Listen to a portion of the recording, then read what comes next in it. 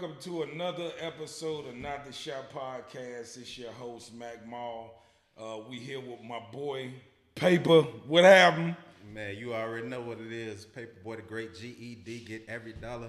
Killa Klan till they bury me or six niggas carry me. You already Man, know that's what what's up, my boy. How you doing, man? Man, bless. I can't complain at all, bro. Man, that's what's up, man. I'm first of all, I want to say thank you for putting me in your time clock. Coming to the Red Couch is definitely an honor. Yes, We sir. got history.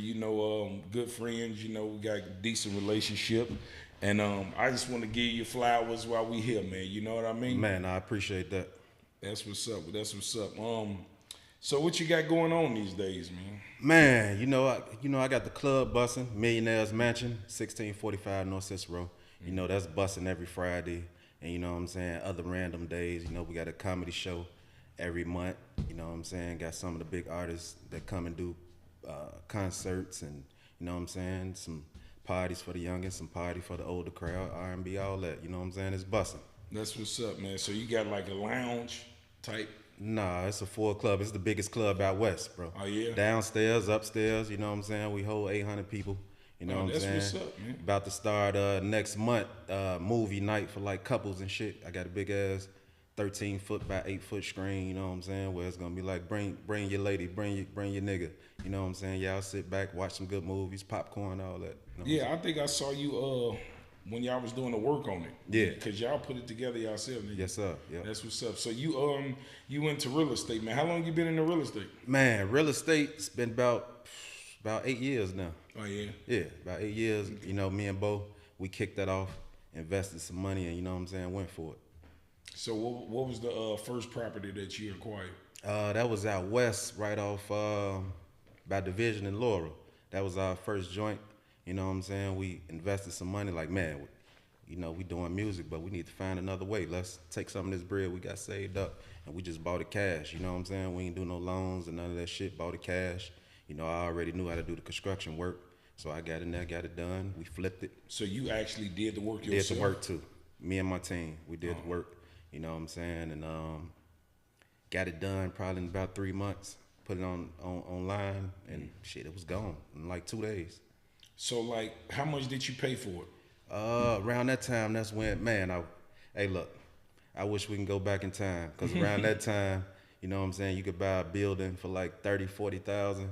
You know what I'm saying? Right now, you ain't getting nothing less than 150 in that area. You know what I'm saying? So we paid about 40 for it, put about 50 in it, and sold it for like 190. You know what I'm saying? And now in that area, everything going for like 350, 400. Sure the fuck is. Yeah, they definitely trying to do something with that area. They want that area back. Oh yeah, they taking that over. Yeah, they definitely want the west side. I think they want the niggas to stay on the south side.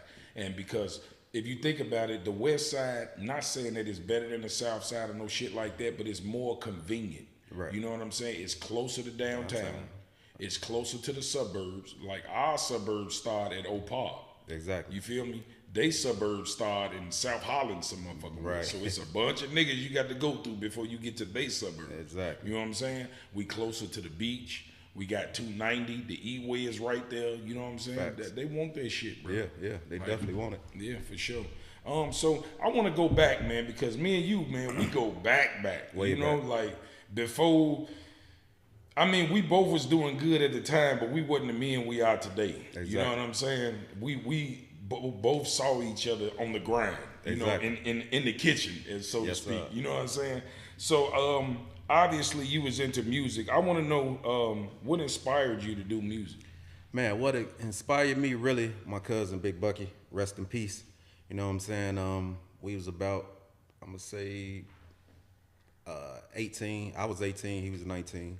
You know what I'm saying? We used to always just sit back, listen to music, and say we wanted to rap because really I started rapping when I was about 12. Me and him, that was the first time me and him got in the studio and just did a song called Living in the City. You know what I'm saying? That was my best friend. We used to hang together every day. You know what I'm saying? And when I started getting a little money, around 18, I was like, you know what? We finna build our own studio. And I took the little money I had saved up. That day, I went to Guitar Center and bought the equipment that we need to set up a studio. So you the one put me on the guitar center shit. Yeah, guitar I ain't center. even know nothing about this shit. Right. So I took the little money, a few thousand I had saved up, and went and bought all the equipment. And me and my cousin, you know what I'm saying, we sit back because we used to smoke heavy then, around about 20 blunts, windows up, can't even see each other. But anyway, we was like, man, we happy as hell, excited before we even hooked it up.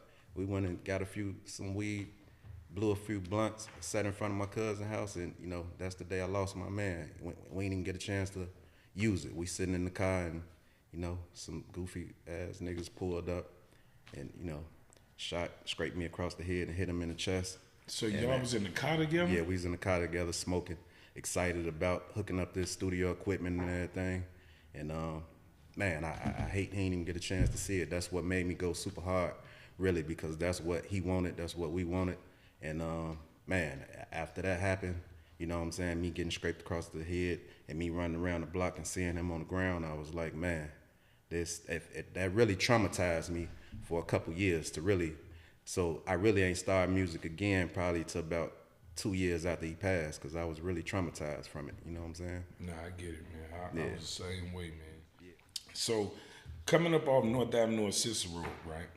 What was life like for you over there? Because obviously you had homies that was gangbangers and shit. So what was it like for you growing up? Was you considered like the just a cool homie or something? What was it like?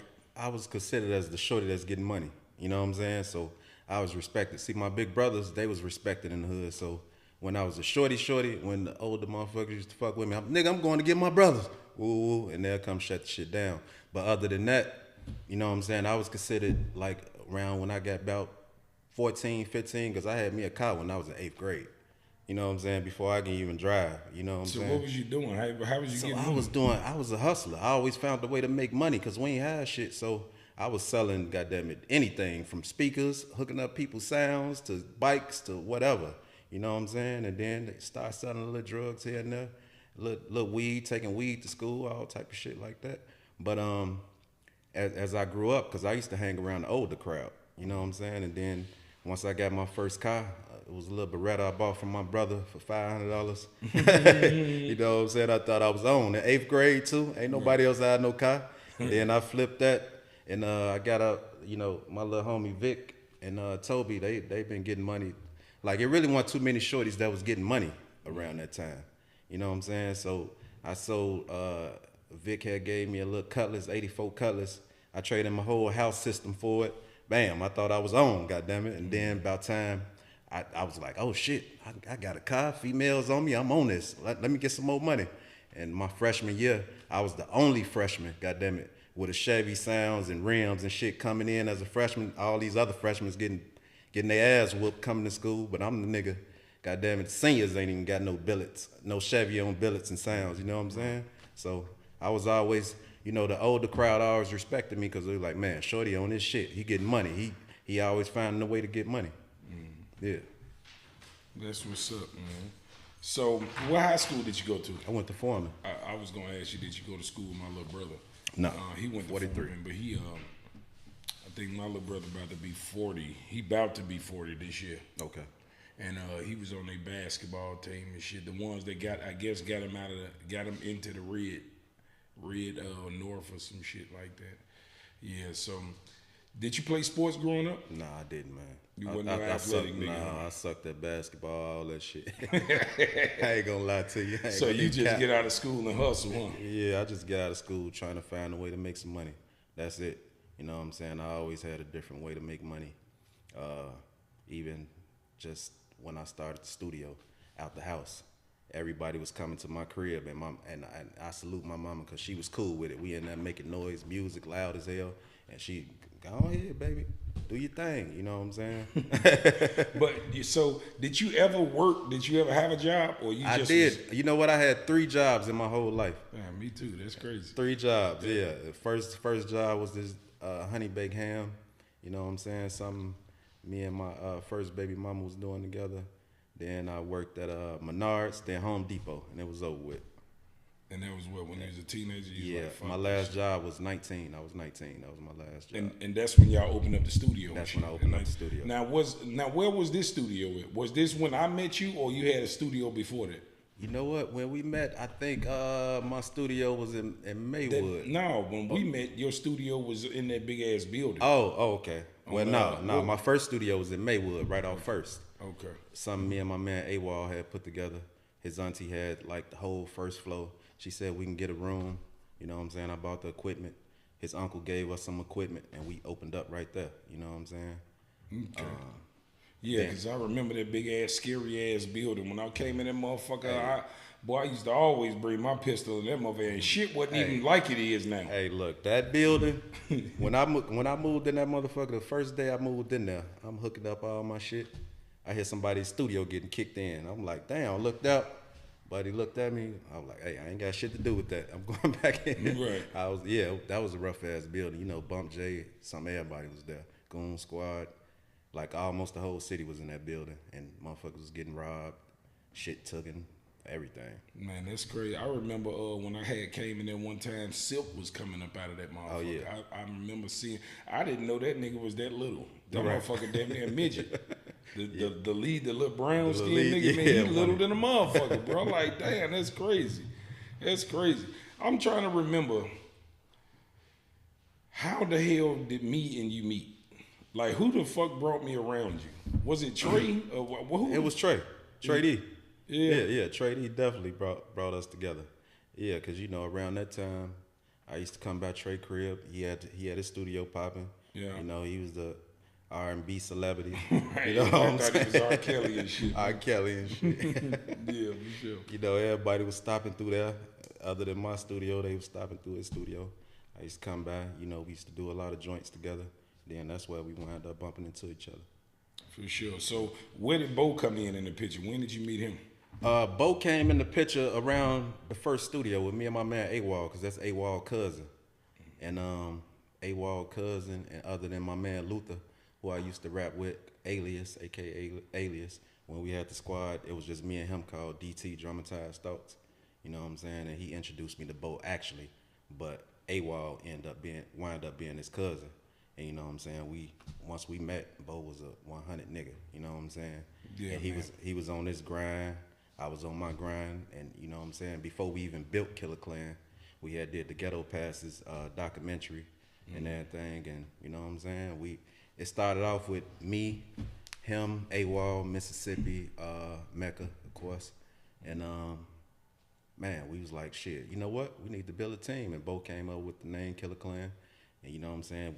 We just got deep so fast and heavy. Now, was this before Walker came in the picture? That was way before Walker. Way before? Way before, yeah. Okay. Yeah, that was way before the 106 and Park, everything. That was the beginning, from the bottom. Right. I remember that shit, because I don't know if you had remembered, like, and this is so crazy because the shit that's going on now with the op shit and starting shit, I don't know if you remember it, but I had made a diss song against Bump J long time ago. I remember that. I remember that. Remember that shit? Yeah, I remember that. I was on this shit long time ago. Right. I never met the nigga, none of that shit. I just wanted to start some shit to get heard. Right. And never released the song. You feel me? Because I just felt like a sucker just starting. So like now it's the norm. Yeah. Back then it wasn't the norm to just be starting shit with niggas you don't even really know. Exactly. You feel me? So I was just doing some shit. And I'm in the studio like, I wonder, because Bump J was busting it, and I fuck with him. Bump J was busting. Nice. Yeah. He nice. I actually was a fan of his. And that's what made me want to do this shit, because he was the face of Chicago then. Yeah, he was. You know what I'm saying? And I'm like, you know what? I'm rapping. Motherfuckers feeling me. I'm like, I'm finna make a song against this nigga. You know? I don't know what the fuck I was saying. But yeah, shout out to Bump. He just got out not too long ago. I see you doing good things. Doing man. great. You talked to him? No, I haven't. No. I ain't talked. You know what? I bumped into him once when he, probably a couple years when he first got out. But other than that, I ain't ran into him. He been on the move. So, cause really I ain't been deep in the music no more. You know what I'm saying? I just been focused on this club and this construction and whatever's making the money right now, for real. Yeah, I feel you, man. Shit, a hustler gonna hustle. You know? That's why it's best to be a hustler than any other title, because a hustler can do everything. Exactly. A drug dealer can't do nothing but sell drugs. That's it. That's a scammer all. can't do nothing but scam. Exactly. But a hustler, because some shit gonna slow down on you. You know what I'm saying? You don't never know when it's gonna stop or end or slow down. So you gotta have that plan B, C, and D.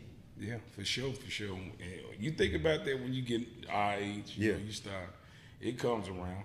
So I want to know, so y'all got the Killa Klan. Right.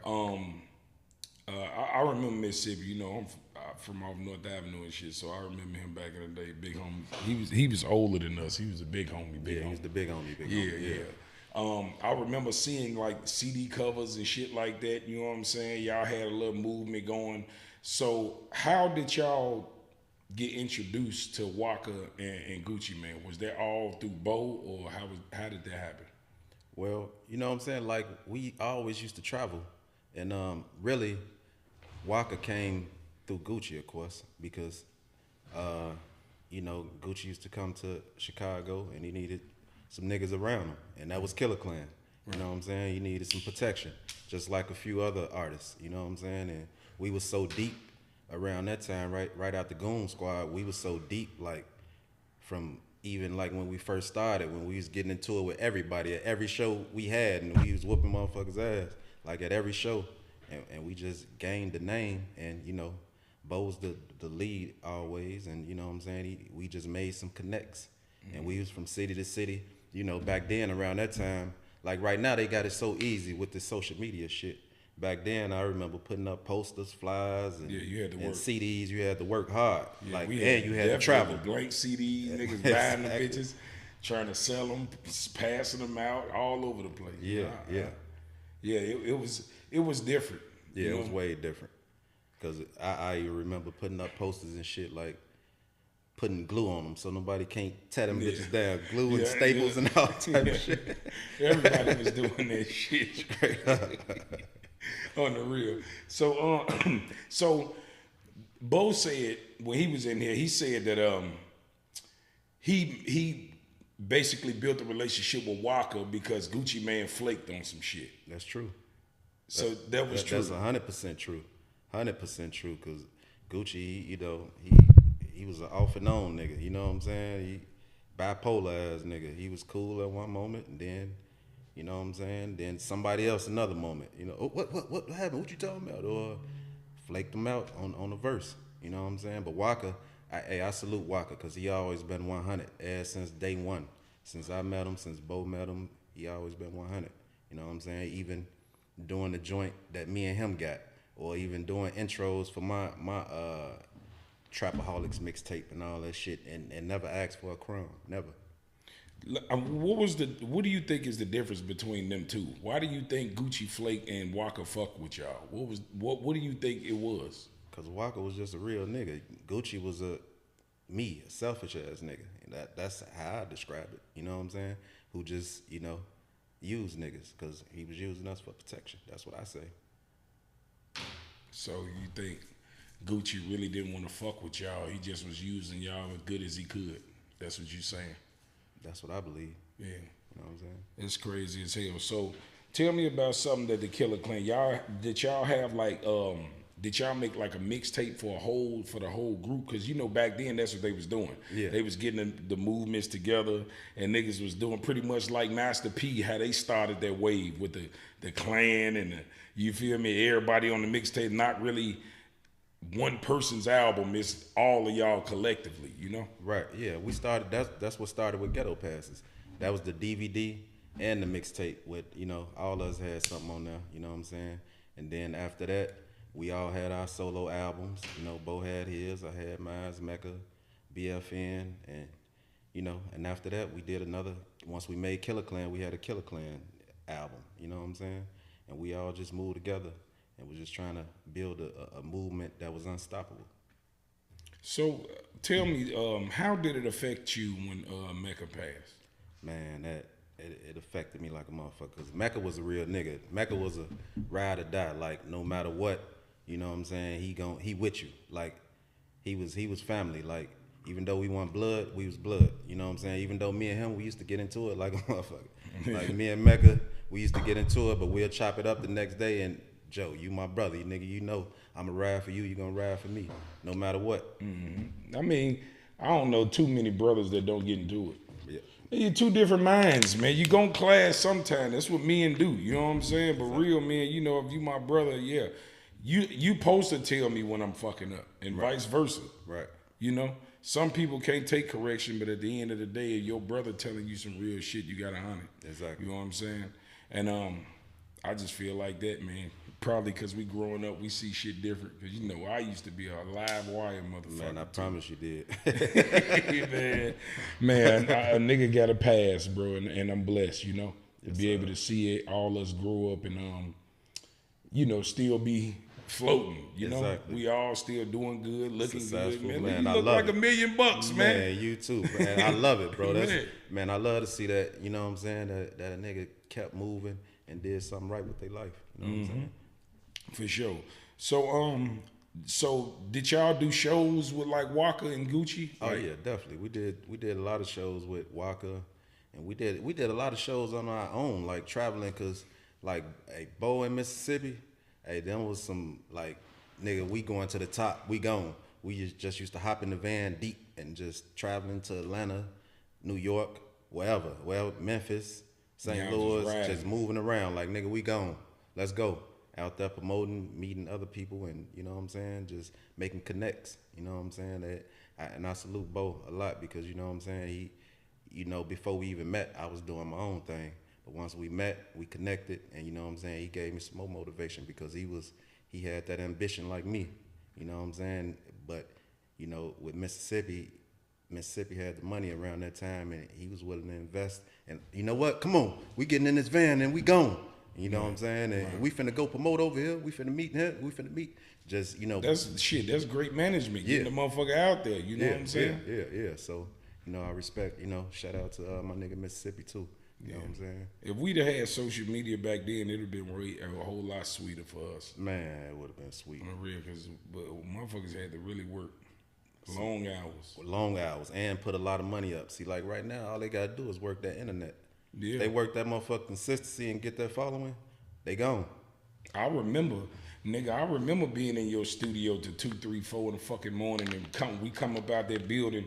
Only car out there is my shit and your shit. I promise. And around that time, everybody, the whole city was coming to my studio. Mm-hmm. That was one of the most popular studios ever. That's how I really met everybody. Everybody was coming there like, man, that's the quality sound right there. Mm-hmm. Had all the production, everything. So I was, you know, kind of doing some everything, being the artist, producer, and the engineer. You know what I liked about you, the reason why I did business with you a lot, man, is because when I looked at you work, you like what you do. And I think you get better quality out of somebody that like what they do versus somebody that's doing it for a check. Mm-hmm. You know what I'm saying? I used to be like, when you used to mix my shit, I used to be sitting there, I'd be like, look at your ass used to be in a computer like this. He be stuck in there, eyes big to the motherfucker. He got them. Man, that shit used to be lit, bro. That shit was lit. For sure. Yeah. So I want to know, at this point in your life, what would you say is one of the greatest accomplishments that you ever had thus far? I know you probably want to top whatever you're doing. You get ambitious, but as of today, what would be one of the greatest accomplishments that you reached? The greatest accomplishment, I really think, really just building my name, building me. You know what I'm saying? My whole brand, like PaperBoy, the name is speak for itself. You know what I'm saying? I always been known to get money, you know what I'm saying? And I ain't got to even explain my name. If you heard of me or you know about me, you know what it is already. If you coming to me, nigga, you better be talking about some business, because I ain't got time to even sit there and talk to you and play with you, you know what I'm saying? So other than music and the construction and everything, you know, because the thing is right now, I look at, when I was a shorty, I used to be like, man, I want to be rich. I just want a whole bunch of money. But right now I look at rich, the definition of rich a whole different way. You know what I'm saying? I'm thinking I just want to be happy and want to be stable and be able to do what I want when I want to. You know what I'm saying? Like if tomorrow, you know what? Fuck that. I want to go to Africa. I'm gone. Right. You know what I'm saying? That type of shit ain't even just about a whole bunch of money, because really you got a whole bunch of money don't mean you're gonna be happy. Right. I look at it like this, right? It depends on what do you call wealth. because wealth is not a bunch of money. Wealth is being able to live with no headaches. Exactly. You see what I'm saying? So how I look at it is this: whatever your dream car, your dream house, your dream lifestyle, whatever that takes, that amount of money is all you need to be happy. Exactly. You feel what I'm saying? Facts. So like, we'll say like this, right? You could get your Rolls Royce $4,000 a month to fucking lease it. You feel me? You get you a crib for $5-6, right? So you probably at 9-10,000, right? You want to take trips and all that shit, right? So we'll say a lavish lifestyle will cost you $20,000-$25,000 a month to live with no headaches. Exactly. Right? If you making 30 or 40, you wealthy. You will. Because your lifestyle is paid for every month and you got $10,000-$15,000 over. Right. You ain't worried. You ain't feel worried. me? Exactly. So you don't need $1 billion. Exactly. You need 900 million. Exactly. 700 billion. You feel me? Yeah. If the average motherfucker could pull in 50 grand a month, that is enough to live how you want to live. Exactly. Because at the end of the day, even if you had $1 billion or whatever, if you don't know how to manage it or what to do with it, nigga, it don't even matter. Because the key is, what always kept me on top is because I know how to manage money. You know what I'm saying? I make a little bit look like a lot and feel like a lot because I'm going to make sure I'm stable with it. You know what I'm saying? And move it around a certain type of way.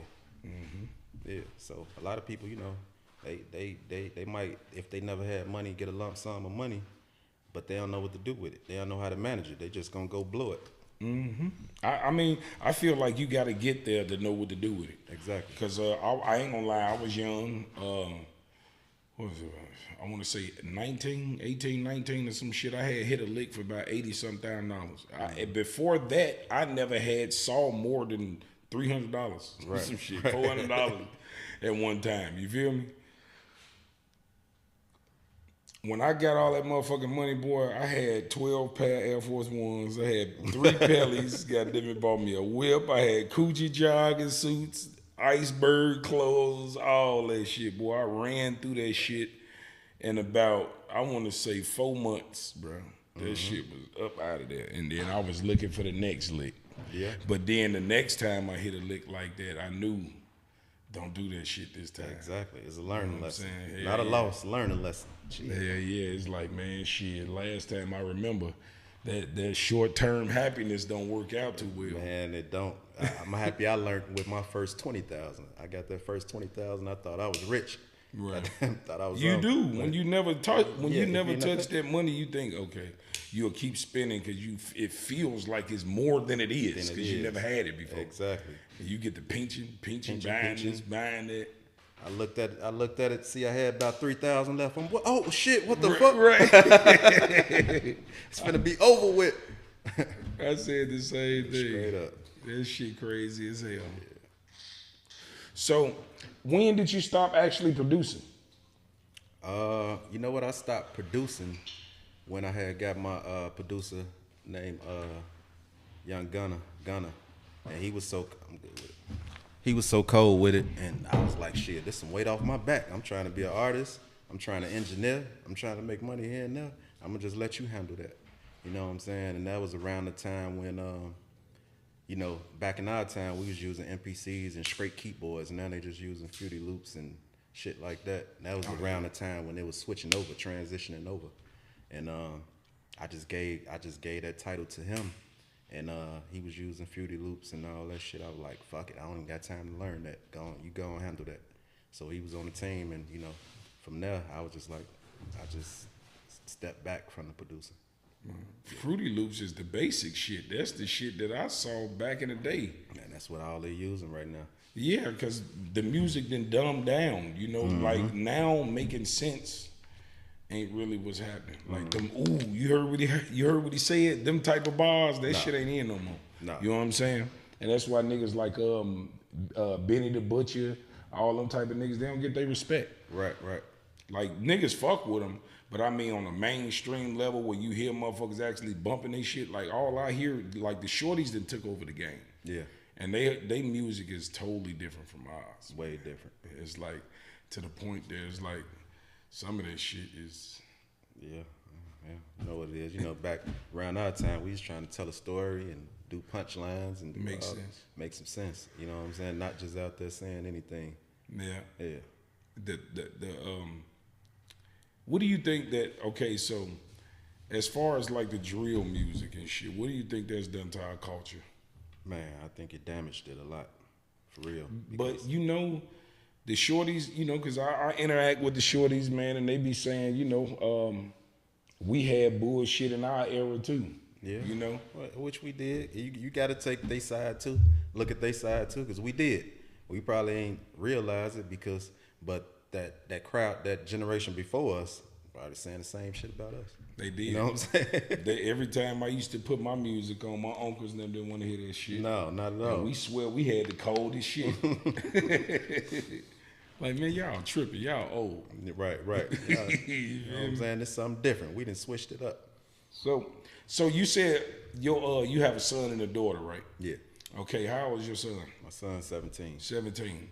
Oh, he senior in high school? Yes, sir. He about to be out next year.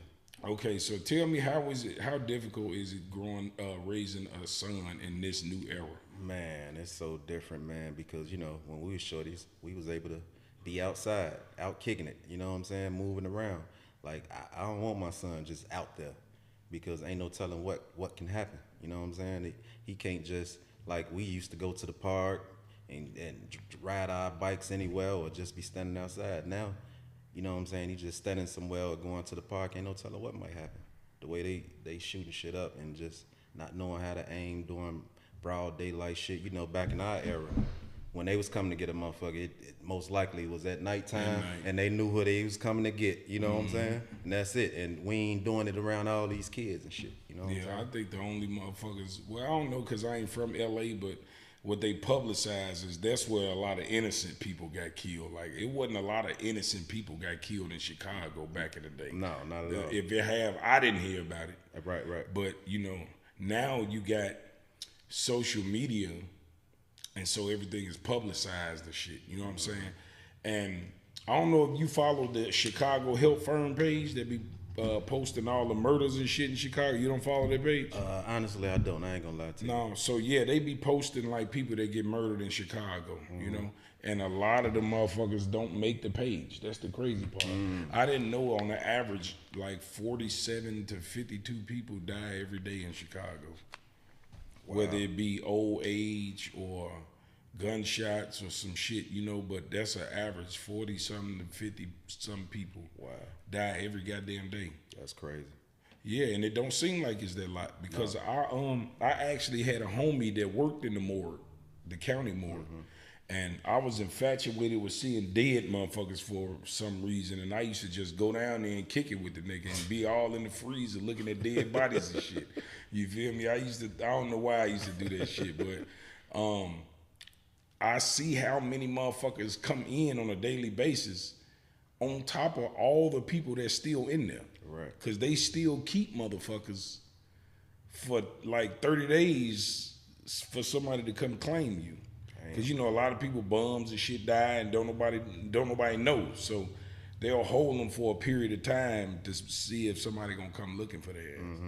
So, but yeah, a lot of motherfuckers come through that bitch, and you know it's got to be profitable because nigga, the funeral homes is jamming right now. What? They is jamming. I ain't even gonna lie to you. I was thinking about opening up one. Yeah, I ain't even gonna lie to you because they is jamming. Funeral homes and man, look. Yeah, I got a couple homies that got a couple of them motherfuckers, man. And yeah, they definitely profitable. People is checking about this bitch. Yeah.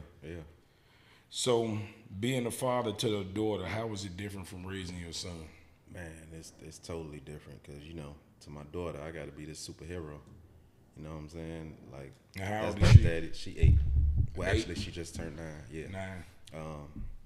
You know, and I got to be like her superhero and make sure, you know, once she do get a certain age and she know what a man is like, what he's supposed to be. You know what I'm saying? So I make sure I take care of her and show her as much love as possible and treat her like a young princess, you know? Man, that's what's up, man. Obviously, you was in the real estate. I'm in the real estate. How lucrative do you think the real estate game is for you right now? Because I've been chilling. I ain't bought nothing in about 3 years. So Same here. I've been chilling. Really, I've been winning more off just doing construction on rehabbing other people's shit. You know what I'm saying? So because it's so expensive right now, you ain't really winning that much like when I first started. Like when I first started, it was easy.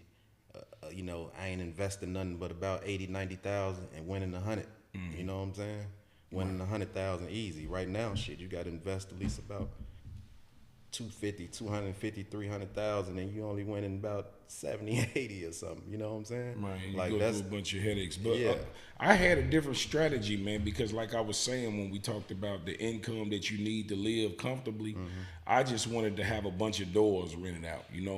But I had a bad experience with the first property I bought. The tenants was fucking terrible. Wasn't paying rent. I had to pay the mortgage on that motherfucker out my pocket for damn near the year and a half at one point in time. And I had 2 tenants living on both floors. So that's what kind of got me away from renting to regular people. I only want Section 8 because I want that income coming in. So like when you sell, you got to pay property gains tax unless you fucking reinvest. Exactly. You know what I'm saying? So the fix and flip route is the way you want to go if you need a lot of liquid cash. Right. You know what I'm saying? If you got a plan, just say you got a plan to buy something bigger and you need to make some quick cash, you can fix some shit, flip it, make you 100, maybe 130,000. Depending on the deal, it's all about the deal. So I can't really give you a solid number, but you'll make a play where you can get some decent cash out of it and make another move. Right, make another move. And that's the goal. Or really just because some people go in it wrong, like just buy some shit just to rent it out. But if you ain't got no money stacked, see, you got to make it level out. So my whole goal was at the beginning to make a few flips so I can have some money stacked up. So like you said, when you do buy a place to keep and rent out, if they not paying that rent, you got money put up already. You know what I'm saying? So that shit was horrible. But yeah. That's why I say Section 8 only for me from now on. No, I feel you. That's that guaranteed money. I'll wait on the voucher. You know what I'm saying? I can't deal with that shit no more. Because Same here. I just wanted to consolidate my properties and just get like a 54 unit because I don't like when I have to go over here cut grass, go over here shovel snow. I just want one shoveling snow place, one cutting grass place with a bunch of units. You feel me? All in one spot. You know what I'm saying? That's my goal. I got the same goal on that too. Yeah. I be counting them property.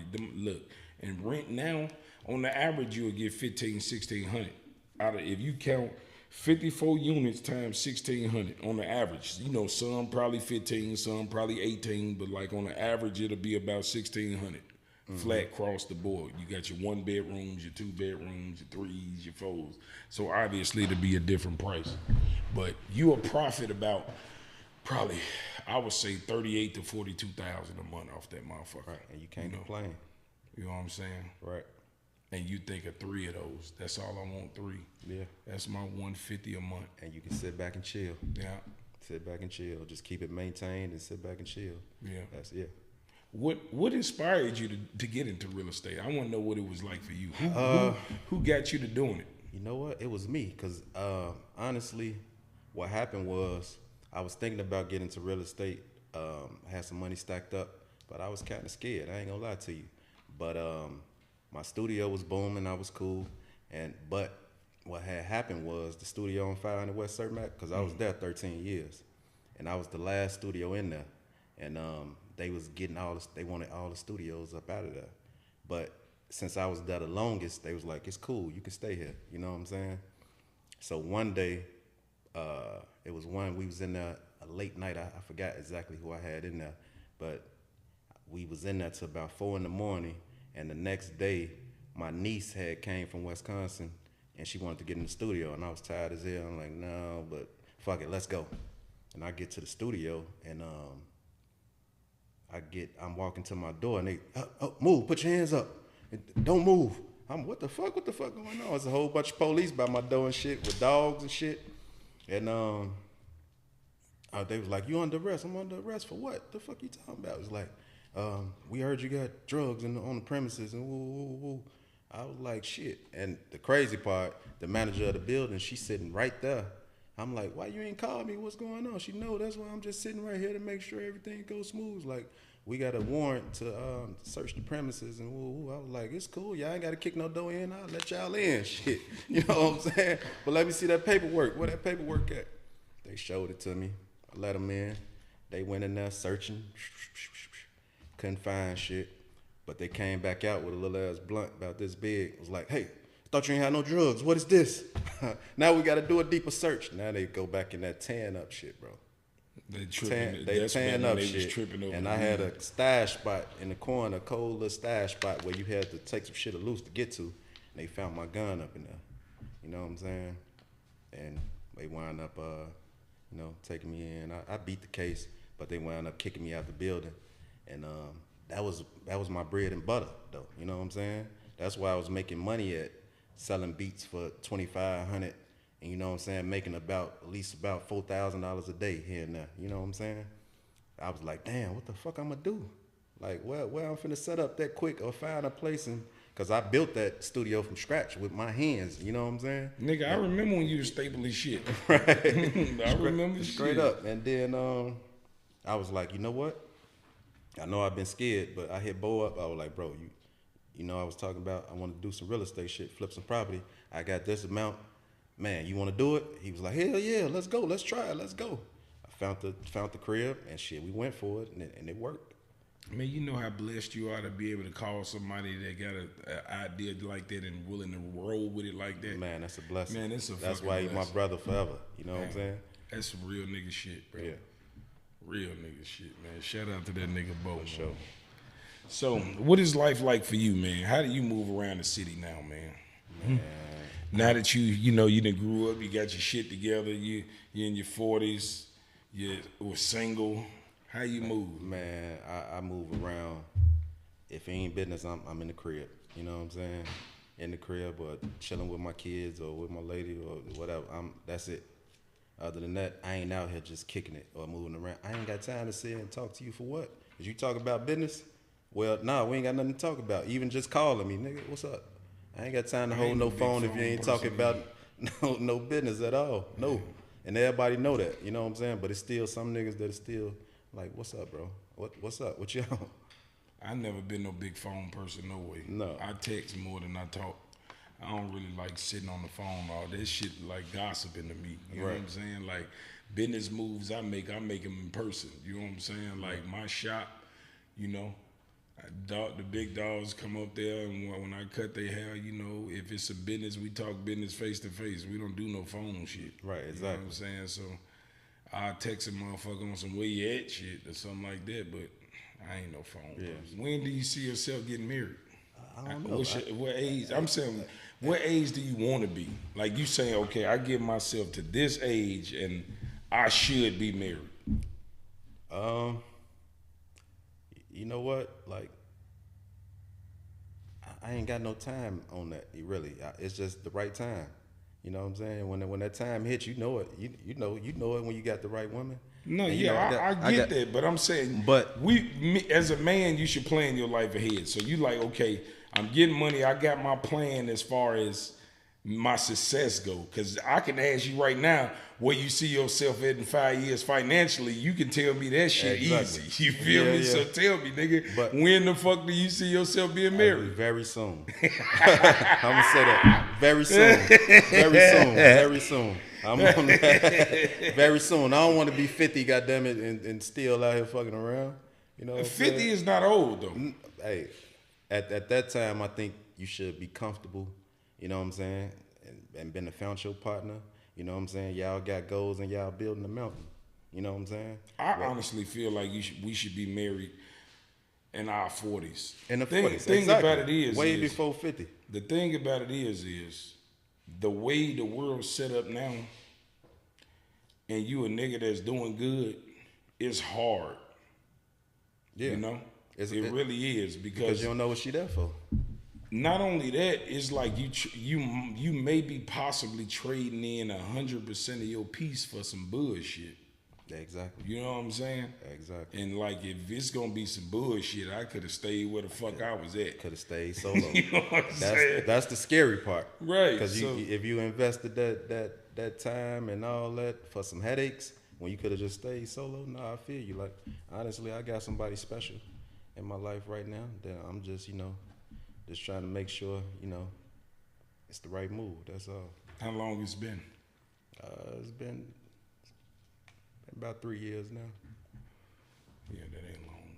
But Three and a half, 4 years. Yeah. she younger than you? No, we're around the same age. Same age. Okay. Well, she probably got some sense. Yeah, definitely. That's the only way you're gonna survive. With me, you gotta have some sense, and you gotta be ambitious. You gotta have some goals, and you know what I'm saying. We gotta be on the same page. You know what I'm saying? Because I'm trying to win. For sure. I ain't trying to just be this average motherfucker. I'm trying to win to the Win. top, win, where I'm comfortable and sit back with my feet kicked up. Yeah. And I feel like that because shit, honestly, before the relationship, I'm winning. So I'm not finna commit to lose. Exactly. I'm Why I'm winning gonna go before I met down you. and Right. I'm already You up? feel me? Exactly. So like, I get it. It take time for some motherfuckers probably to jail and shit like that. But at the end of the day, it got to be a goal from day one. You know what I'm saying? It can't be because I can do it by myself. Exactly. I'm happy being by myself. Man. I'm not miserable. Right. You know what I'm saying? I'm happy.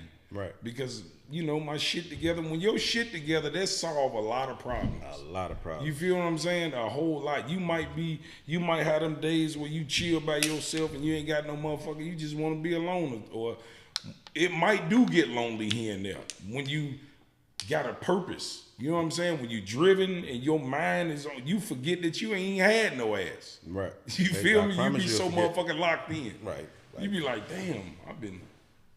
Okay, let me take a break. Right. Let me gotta have a drink and chill with something. Straight You up. feel me? Right. Clear my mind for a minute. Yeah, for sure, man. But yeah, as far as us being married, I think we should be married. Honestly, to be realistically in our 40s, I think we should Definitely be in married. the 40s. But it's just the way the times didn't change now. It's just so much. It's too much going on right now. You know what I mean? And a lot of people just getting married just to be married. Yeah, Now, for you pictures. know how back then, as a rapper, a motherfucker saying getting married, you couldn't even do that. You know what I'm saying? In our era, it was like you was trying to just act like you was single all the time. Mm-hmm. But now they acting like getting married is a new trend or something. Yeah, they just want to show their friends a ring and take pictures and get likes on Facebook and shit. You know what I'm saying? That's what it's about, the attention. Right. It ain't got nothing to do with love. You know what I mean? Because if a lot of people was really in it for love, it wouldn't be so many single motherfuckers. Everybody got these standards. Standards is not love. Not at all. You feel me? You can't find nobody perfect. You have to build what the fuck you want. Exactly. You have to find a motherfucker that's willing to be what you need. That's it. Mm-hmm. A lot of motherfuckers don't want to do that. They want to be selfish. You like, motherfucker tell you, I want it this way and that way, and that's all I'm going to accept type shit. Mm-hmm. You know what I'm saying? And then not only that, think about this, right? Me and you around the same age. Mm-hmm. So we came up around a time where it was shameful to be a hoe.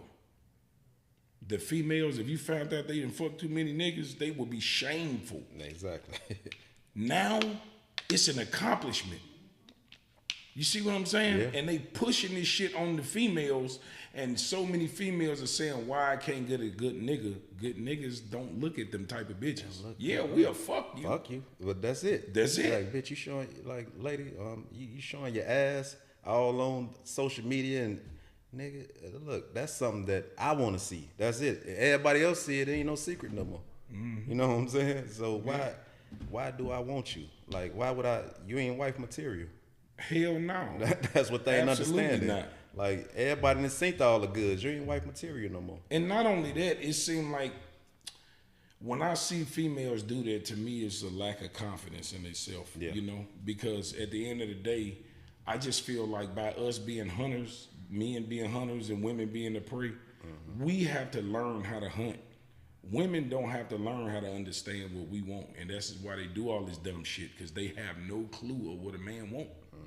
They competing with each other. Mm-hmm. They think it's the booty. Because exactly, you feel me? And it's like, damn. It's like when you look at all these women and the shit they do, it's just like, damn, that's crazy. If a good man was watching you, you done ran him away because you look just like everybody else. I can follow millions of women that's doing the same shit. So why in the fuck am I gonna focus on you? What makes you special? You feel me? Yeah. And it's crazy because we talked about this the other day. Me and this girl that work in the shop with me, right? And I told her a lot of women be delusional because a lot of men lie, and they don't tell them the truth. Because you know how we is. We'll tell a motherfucker what they want to hear just to get some pussy. Be honest. True. And what happens is these women take that shit in because so many niggas are lying to them till that becomes their reality, and they really think that's the truth of how we feel, and it's not. And that's why you hear women say stupid shit like, "I got plenty of niggas. I'm single by choice." Bitch, you not single by choice. Because if the nigga you wanted you will be off the market. Simple as that. You just got a bunch of niggas that want to fuck you, and you want to play it off like, "Oh, I'm single by choice." No, you're not. No. You feel what I'm saying? Lies. Because so many niggas with the hey beautiful shit. There's plenty of niggas that can buy you shit. That ain't nothing. Right. And see, that's the difference. Like, when I'm at this age, the woman that I want to be with, bro, is going to be my last, right? I have to see it in you to hold my hand until I take my last breath. There you go. That's the kind of love I want. If I don't see that in you, it's not going to happen. Right. You feel what I'm saying? Like real shit. Because I saw it in my grandparents. My grandmother held my grandfather's hand until he died. And that shit meant a lot to me. That shit traumatized me. Like, damn. Not to a bad extent, but like, it's like, damn, that's real love. Yeah. But these women, look at the rates. 80% of women are leaving marriages. They leaving us at an alarming rate. You think I want to invest all this time, pain, sweat, and tears into you, and then 5, 10, 20 years from now, you wait, bitch, till I get 65 to tell me you don't want me no more? Exactly. What the fuck? No. What the fuck going on? Hell no. I don't want that type of pain. You see that's some high pain. Hell yeah. Bitch, I'm 65. I can't get back on the market. Bitch, this it. That's it. It's over with. Now I'm all by myself. Hell no. See, that's the risky part. You know what I'm saying? At our age and talking about getting married. That's the scary part of it. You know what I'm saying? Like, damn, can I trust her to even have my back to the end? You know what I'm saying? Man, I saw it fucked up. My uncle lost his ability to walk. He took care of a woman and her 4 kids, bro. Took care of all of them. She was, single mother, struggling, no daddies in the house. The baby daddies left her. He took them all in and took care of the whole family, bro. The man caught MS and couldn't walk. She took all his shit and moved out. Wow. Took all his shit. See, that's the type of shit that's scary right there. Like, you know like, what I'm saying? real, That's like, some pain. Bitch, if I lose my legs, are you gonna push me in a wheelchair? Right. Is you gonna, what you gonna do? You gonna, yeah, right. You feel me? Can you do this? Right. Are you mentally ready for this? Are you ready? Because I don't know what's gonna happen, but I need to know. I need to know. You feel me? Straight up. And that's why I said the older women, man, they was a little bit more loyal to the fact that they stayed around for a lot of bullshit that this new generation can't take. Because you got to think, if you meet a woman now, bro, you 42, right? 43. 43. Yeah. If you meet a woman now, you take her serious, and this the woman you plan on being with till you die. Think about this shit, nigga. You got about 40, 50 more years on this bitch. Right. Do you think you gonna be with a motherfucker for 50 years and nothing gonna happen? It's gonna be peaches and cream? No. For 50 years. It's gonna be some problems. It's gonna be major problems. Major problems. You feel me? Because ain't nothing perfect. Ain't nobody perfect. So y'all got, man, I talked to couples that been together 30, 40 years. They told me it was times when they fell out of love with each other. And that's gonna happen. But never left. Right. Found a way to get back. That's love. That's love. When you don't want to be there and you still there when you live miserable. Think about this shit. This is the shit you got to do. Yeah. For 50 years. Exactly. We ain't talking about a little quick little 36 months, 48 months. You feel me? It's 50 years. 50 years. Motherfuckers don't think like that. No, you got to think about that because, like, once y'all get to that point where, because you like it's kind of impossible. You know, like when you first meet a woman, or first, you know, you trying to do the most to impress her, or trying to do whatever to charm her, or whatever. After a while, y'all get super busy and it fade away a little bit. You got to find a way to bring it back, and it's and vice versa on her side. Is you gonna be able to do that?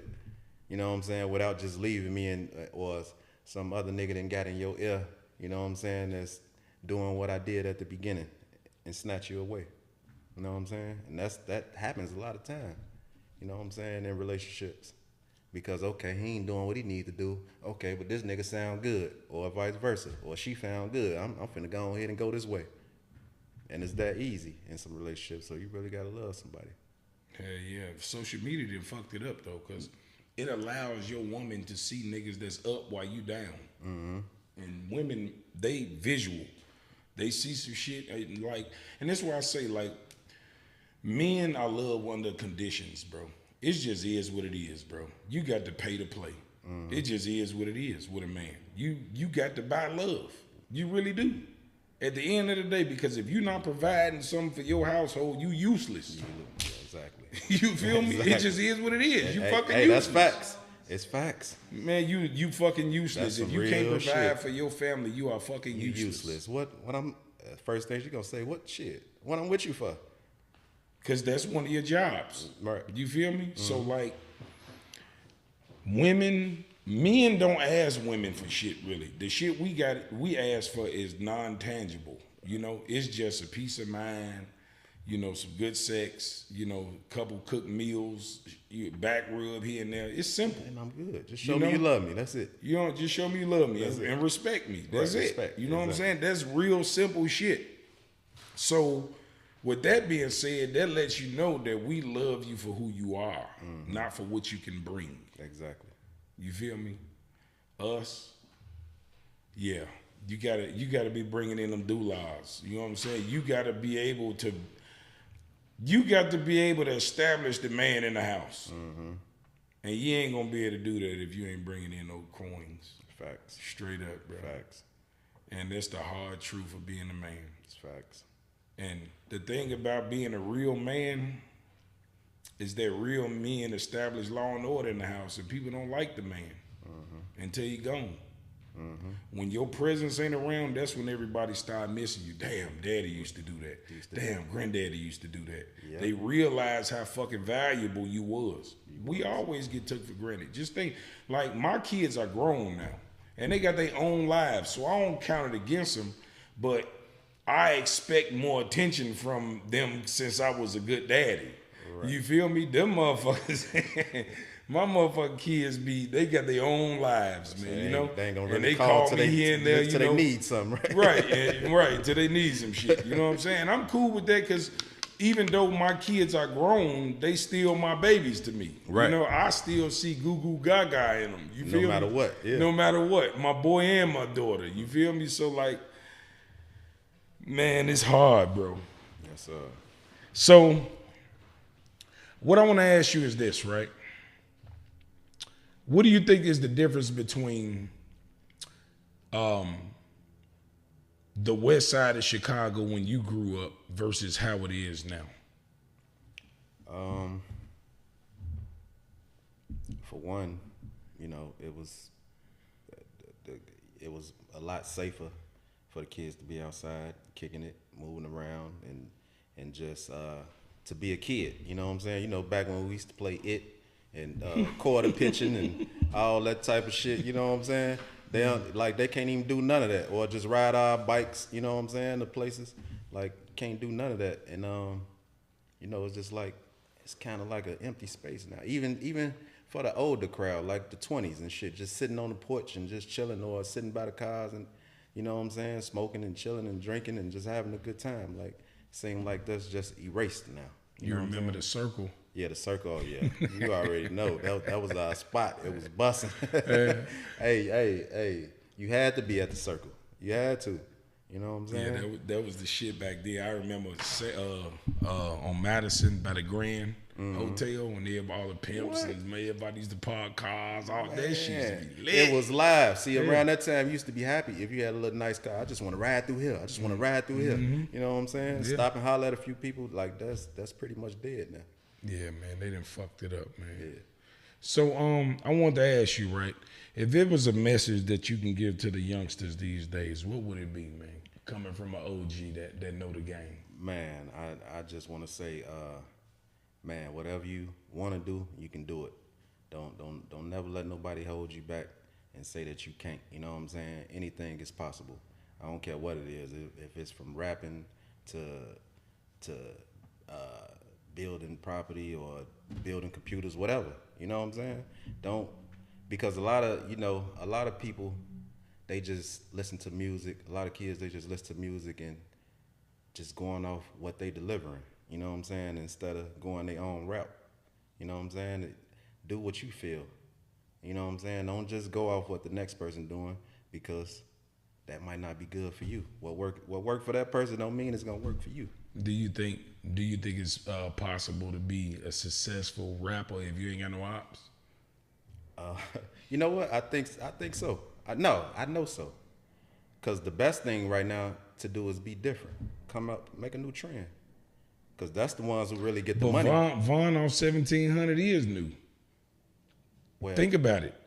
He don't look shit like a rapper. He look like a nerd. right? That's new. Yeah, it's true. There's some catchy. It's a shorty that look like a nerd, but he owned that. But he owned that. You feel exactly. me? So the thing is, the looks and what you talking about ain't got to match no more. Back then, it used to have to match. Right. Like, man, it don't even look like he about that. You know what I'm saying? Right. It don't even matter now. But it's safe to say shorty is about that, but he just looked different. Right. Yeah, I see, because I read the comments a little bit, and it's like a lot of people, it took them some time to grasp onto his image. You know what I'm saying? Because like you say, what he's saying and how he look don't match. He got glasses, he wears skinny jeans, he ain't got no facial hair, he don't got dreads. Right. He don't got your typical, rapper look. Exactly. He looked like the total opposite. And then on top of that, let's just be real. The South Side been holding Chicago down for a long time. Long time. And the world been zooming in on Chicago. That like we have influenced a lot of cities. You feel me? And now that the South Side, all these motherfuckers are died, they done died. They don't have no beef no more. All the niggas, they doing podcasts trying to push peace, so now they don't got shit to talk about. So now everybody's zooming in on the West Side now. Who is this Vaughn off? First it was Vaughn, now it's Vaughn off 1700. Right. So now they zero in on West Side, and they like, damn, it's another part of Chicago that's wild. We didn't know nothing about that shit. We know about that. Right. You feel me? We know. Right. But the world don't know. Right. They like, we're West Side, what the fuck? Right. Then they got this Vaughn nigga with the glasses and shit. Like, what the fuck? How did we accept this shit? You feel me? But he cracked the code. He doing this thing, man, and that's what's up, man. Because what happens is, in those type of moments, it's good for the niggas that he beefing with, because now the fans want to see who he into it with. Exactly. They want to hear what they got to say. Exactly. You feel me? So I think it's. And that's why I had to interview both sides. I was trying to get them together, man, but that shit deeper than rap. You know what I'm saying? So, but I told that shit would be lit. If they can get together, bro, and squash that shit would be lit. It'd be all the way lit. Yeah. But that's pretty much impossible. Yeah, it's too far gone. I understand that, but as an OG, I try to do my part. Yeah, I try to do it too, even though, cause my recording studio's still open, and I fuck with everybody. Like I don't get into none of that shit. Even like when I did the joint with Lil J and shit, and a few other people. Man, don't do no joint with him. Don't fuck with him. Ooh, don't do this, cause he from the South Side. He into it. Ooh. I don't got shit to do with that, and I don't give a fuck what y'all got going on. Right. This business, never personal. Ain't cool. You know what I'm saying? Like whatever y'all got going on, y'all keep that op shit to y'all self. You know what I'm saying? I'm fucking with everybody. Right. You know what I'm saying? Right. And that's why I'm good to go anywhere. You know what I'm saying? Because I fuck with this side, that side, and you know what I'm saying? And they done all either did some type of business with me. For sure. So before we get out of here, I want to ask you one thing, man. Tell these people something about you that they do not know. Something about me that they do not know. Man, you hit me with a hard question. That's what your own mom. Okay. Yeah, man. Feel good. That's what's up, man. So get these people your social media platforms so they can reach you and give them, the address to your shits that you got going on. Oh man, you can catch me on IG, PaperBoyDaGreat. That's PaperBoyDaGreat. You know what I'm saying? On TikTok, same thing, PaperBoyDaGreat. My Facebook is Brandon Brown. That's my real name. Because they shut my shit down. They said, no, we taking that PaperBoyDaGreat. What's your real name? They tricked me with that one. Yeah, they got down on me. And, you want to party or you want to rent out the spot, my club, Millionaires Mansion at 1645 North Cicero. It's open every Friday and other random days. You know what I'm saying? It's a comedy show every month. We done had some of the biggest artists there. From I just had Peasy there a couple months ago. From Trainer to Gotti, a whole bunch of people. You know what I'm saying? If you want to rent it out, you can hit me up. You can rent it out, throw your own event, birthday party, or whatever. You know what I'm saying? Studio still busting. That's 5312 West Chicago Avenue. You can hit that. You can go straight to my IG, inbox me. You want to rent that out? That's rentable. And man, and I do some everything. Still got the cars for sale. You want cars, whatever. I got whatever you need. That's what's up, my nigga. Man, Joe, I just want to say I'm proud of you, man. And I appreciate you for coming out, man. I'm going to give you flowers, man. I appreciate it. PaperBoy, man. I appreciate you, my likewise. boy. For sure. Not the Shop Podcast. Tune in. Hey, I need to give a shout out to my people. Go ahead. Chaotic Drumline, you know what I'm saying? They've been with me from the beginning, you know what I'm saying? When I do these shows, like I still perform, like I just did the show for Jeezy. I still get down because I love music. I ain't never giving it up, you know what I'm saying? So my drum line when I perform, it be crazy, you know what I'm saying? It's hard to come on after me, so I want to give a shout out to them and my partner George, you know what I'm saying, at Millionaires Mansion. Let's go. For sure. My boy.